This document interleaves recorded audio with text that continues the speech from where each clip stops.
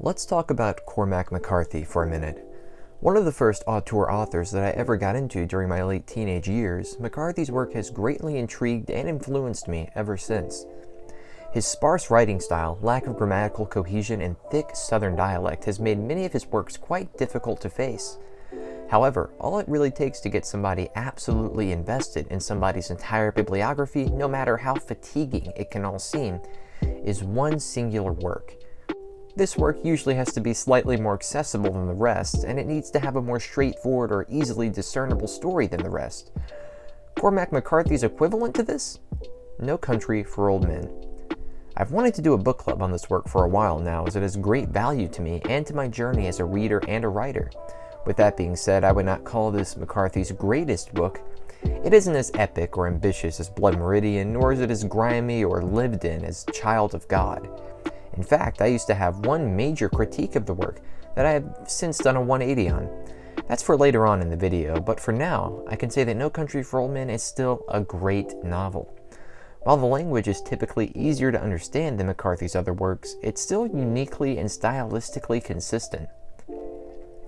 The story is also possibly the most linear and dramatic of any of McCarthy's works, as it's one of his only novels that has successfully made the transition into film. Speaking of the film, it's also pretty great, although I do prefer the novel, especially because the novel's portrayal of Anton Shiger has more depth.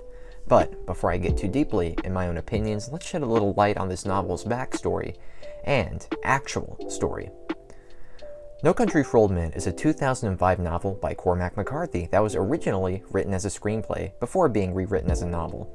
This is partially why the writing style is more simplified from McCarthy's other works. Speaking of Cormac McCarthy, he's one of the most heralded authors of the 20th and 21st centuries, and usually spends his time writing neo-westerns and western revisionist novels with a healthy side of crime and romanticist drama.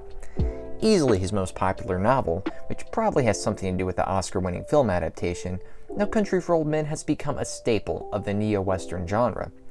And for good reason. This novel has its themes, characters, and pacing down to a T. The story? There are three narratives that throw in and out of each other throughout this work, all along the 1980s Texas and New Mexico border.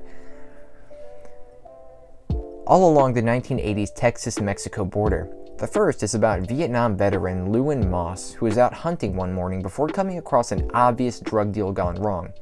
Amongst the dead bodies and trucks is a satchel containing $2.4 million in cash. Without anyone there, he decides to take the money and make a better life for himself and his wife. However, this is where the other two narratives come in. Anton Shiger, a cartel hitman, enters town and begins wreaking absolute havoc, trying to get the money back for the cartel. Flipping coins to decide someone's death, shooting people with a cattle bolt stunner, and strangling an officer to death with handcuffs. This guy is a remorseless psychopath whose perspective takes up some of the more interesting sections of the novel. The final narrative is centered around the elderly Sheriff Ed Tom and how he feels responsible to help anyone within his town, and he tries to save Lewin's life and capture Anton Shiger. Although Sheriff Ed Tom can feel like an afterthought, he's actually the most developed character in the entire work. There are italicized sections where he talks about his lengthy career and his opinions of the history of crime. It becomes apparent that he's unsatisfied with the direction of the world, and he sees his own job as becoming irrelevant and ineffective as the years have gone by. He's having an existential crisis throughout the entire work, and the wake of Shiger's violence only continues to push him towards retirement. To talk about some of the deeper themes, I'm going to have to issue a quick spoiler warning. I obviously recommend this work, but now I have to talk about my feelings more in depth. One of my biggest flaws that I used to have with this work is how Sheriff Ed Tom's traditionalist view towards life seems to be confirmed by Shiger's successful hit job. Since Ed Tom didn't try and stop him, or didn't successfully stop him rather, he feels guilty and retires because of his failures and because of his fear of the next generation of crime. My issues with this was that Ed Tom's views tended to be rather close-minded about young people and about the new generation, and even problematic in terms of some of the language that he uses, which makes him the epitome of a traditional sheriff character. However, what makes McCarthy such an amazing author, and what makes this not an issue, is how he treats that seemingly stereotypical character. Although I used to think McCarthy was promoting Ed Tom's opinions, a recent read of this book has made me change my mind. Because of Ed Tom's solemn conclusion and lack of purpose, he is actually punished for his closed-minded views. Tom quits his job and gives up on vanquishing evil, believing that there is no stop to the modernity that is coming, therefore admitting his failures and choosing to die with that failure. This is a brilliant end to a flawed protagonist, and even though Ed Tom has some problematic views, this is actually on purpose and it serves the main themes of the work well. Let's discuss Anton Shiger for a second. In the movie, he's a psychopathic killer who obviously takes joy in his work and kills without any reason. He's brooding but intelligent and crafty. In the novel, Shiger's character has more dialogue that actually changes his character's motivation from the film. Firstly, Shiger, even though he seems to be Hispanic, speaks more grammatically correct and dialect-free English than any of the other characters, obviously well-educated, and seems to have a set of moral codes that he operates by. These moral codes, although not really explored in the movie other than his "what was the point of the rule" speech, are explained in one line from the novel. That line is when Shiger states, "Even a non-believer may find it useful to model himself after God." And he says this to Lewin's wife. Call it. No.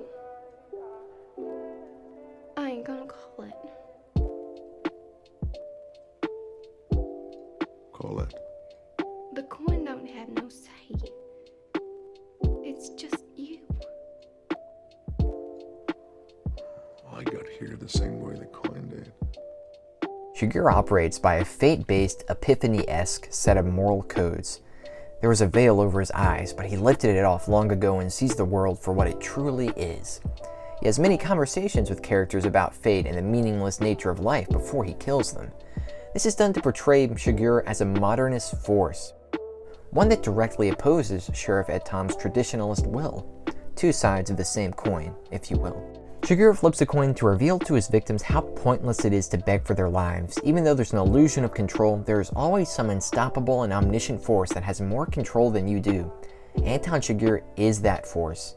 He feels no remorse because this is his job, and he is fated to do his job. Notice at the end of the novel, when a car strikes him and the two kids give them his shirt for his homemade cast. Why does he not kill them if he's a psychopathic killer who's scared of being captured? Well, it's because in the novel, he's not that psychopathic. He only kills when it's necessary towards doing his job. Hell, he even pays the kids for their shirts, showing his fairness. After the job is done, he leaves and is never seen again. Shiger is not afraid of death, because if he were to die, then he was fated to die that way. He does his job to the best of his abilities, and he doesn't worry about the outcome, because whatever is meant to happen, happens. That's why he models himself after God, because if there was a God, he would be the one controlling fate. But because it's his job, it's Shiger who controls the fate of others. But as a hitman, during his job, it's Shiger's fate to decide the fate of others. He's the one who controls the fate.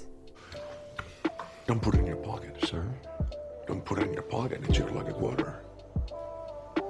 Where do you want me to put it? Anywhere, not in your pocket. What will be mixed in with the others and become just a coin.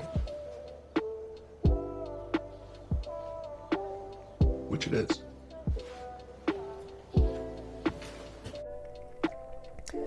This novel is violent, but the violent is all realistic and none of it is gratuitous. It's important to note, however, that all of the important scenes of violence are not even written in the novel. They're all off-screen, as it were. Moss's death is not explicitly written, nor is his wife's, but it's obvious that they both actually happened because of the series of events in the novel. This is to show that no matter how important you perceive yourself or others to be, fate works so that everyone is equal. The life of the so-called protagonist has no more meaning to Anton Shiger than the life of any other person who he had to kill for his job. These people most likely died by gunshot, and by not telling about it, the tragedy and the modernist zeal of the novel is only increased. I haven't even talked about Moss, and there's good reason for that. His character, although it isn't flat, is the least interesting of the three. He's strong and full of southern spirit and grit, but ends up being no match for Shiger. He struggles throughout the entire work against Shiger, even though Shiger slowly gets closer and closer to him with each meeting that the two share. This is done because Moss is not only struggling against Shiger, but against fate himself. Moss was fated to die the moment that he took that cash, but he doesn't realize it until death actually successfully comes for him. Moss doesn't accept the fact that he was fated to die once he took this money, and that's exactly why his death is shown to lack the meaning as he dies off-screen. Although I can occasionally have issues with some of the simplified dialogue, and although I do think there could have been a little bit more to some of the action scenes within the work, I do think this is a brilliant novel. I would give it a rating of a 9 out of 10 and recommend it to anyone who enjoys westerns, and especially revisionist westerns. This doesn't have the pro-traditionalism spin that a lot of westerns have, and it's better for it, and it's more unique for it, I believe. I think you'll definitely get a kick out of reading this, and I enjoyed discussing it for this week's book club. What book would you like for me to discuss next? Because I will do anything. Well, not anything, but a lot of stuff. Thanks for watching this video, guys. I really appreciate it. Leave a comment, click that bell, click the subscribe, and the like, and the comment, and the like, and all the other stuff, and just do everything. Give me money. Send me money. My Cash App is